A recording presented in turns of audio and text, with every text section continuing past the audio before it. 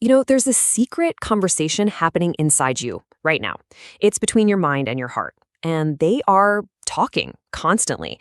What we're about to dive into is how the quality of that conversation, well, it has a huge direct impact on your physical health. So let's listen in. Let's figure out what they're really saying to each other. Okay, just imagine this for a second. Your chest gets tight. Your heart is absolutely pounding. You can't seem to catch your breath. And then this wave of nausea just hits you. It is terrifying. And in that one moment, your brain is just scrambling, right? Is this it? Am I having a heart attack? Or is this something else entirely? And here's why it is so incredibly confusing. Just look at this. The symptoms, they have this massive overlap. Chest pain, can't breathe, heart going crazy. They look identical on paper. Sure, a heart attack might start a little slower and the pain might spread out, while a panic attack usually hits you like a freight train and brings this intense fear with it. But let's be real. In the heat of the moment, telling them apart is next to impossible. And that's why the bottom line, the crucial point, is you always err on the side of caution. Always get it checked out. Now, for the longest time, we kind of thought this link was just about behavior. You feel depressed, so maybe you smoke more or you don't eat as well. But the science is telling us a totally new story.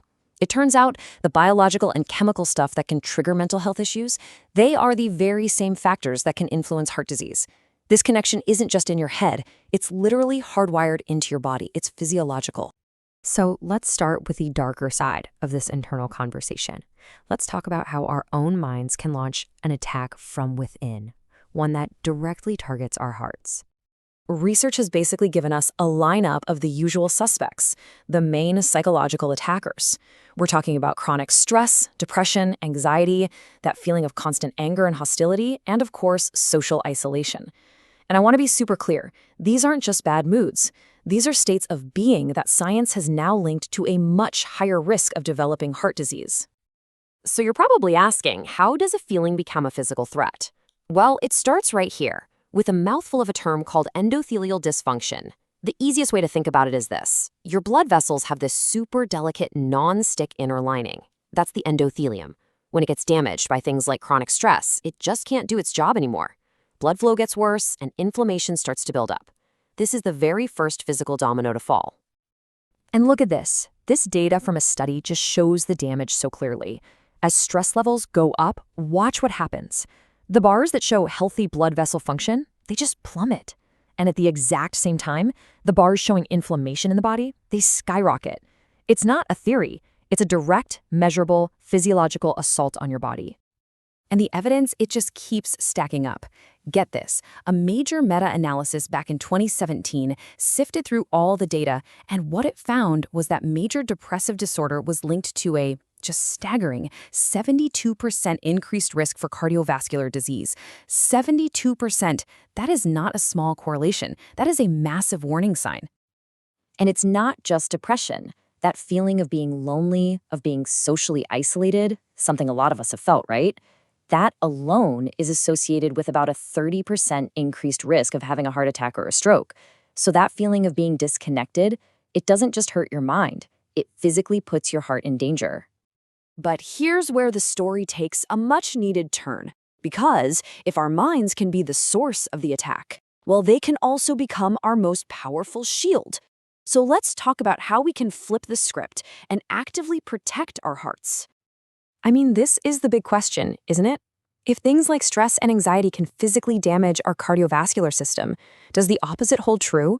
Can actively cultivating positive emotional states offer real, actual, measurable protection? Well, the research is screaming, yes. And the key skill we're talking about here is something called emotional intelligence, or EI. Now, this isn't about being happy-go-lucky all the time, not at all. It's about being able to recognize what you're feeling, understand why you're feeling it, and then, and this is the most important part, manage those emotions so they work for you, not against you. And this right here is the payoff. This quote from a Greek study on heart disease patients is just, it's absolutely mind-blowing. They found that for every single point of improvement in a person's ability to regulate their emotions, the odds of them having the disease dropped by 76%. Let that sink in. That is a monumental, game-changing protective effect. So how do we get better at this emotional regulation stuff? Well, researchers call the tools positive psychology interventions, which sounds kind of academic, but really you can just think of them as a workout for your mind. They're specific, targeted exercises designed to build up your emotional strength and your resilience, just like going to the gym. And we know they work, for real. In one study, they had cardiac patients practice these exact interventions. And the results? They weren't just theories. The patients actually reported feeling greater happiness, less depression, and, so importantly, more hope. These aren't just fluffy feelings. They are truly protective psychological states. Okay, so this brings us to our final and maybe most important section, how we can all start to actively rewrite that conversation between our own mind and heart and start building some lasting resilience. So what can you actually do? Well, all this research points to a really clear action plan. First, talk to your doctor about everything, your mood, your stress levels, not just the physical stuff. Second, actively work on cultivating positive emotions. Try things like a gratitude practice or identifying your personal strengths. Third, nurture those social connections. It matters. And fourth, learn to regulate your emotions. Learn to manage that stress and anger. These 4 steps basically take all this science and turn it into a powerful, doable plan. And please, if you take away one thing, let it be this. Emotional intelligence is not something you're just born with. It's not set in stone. It is a skill. And just like any other skill, that means it's both teachable and it's learnable. You absolutely have the power to change and to improve. So we end right back where we started. That secret conversation between your mind and your heart, it's happening right now, inside you. You can't stop it from happening.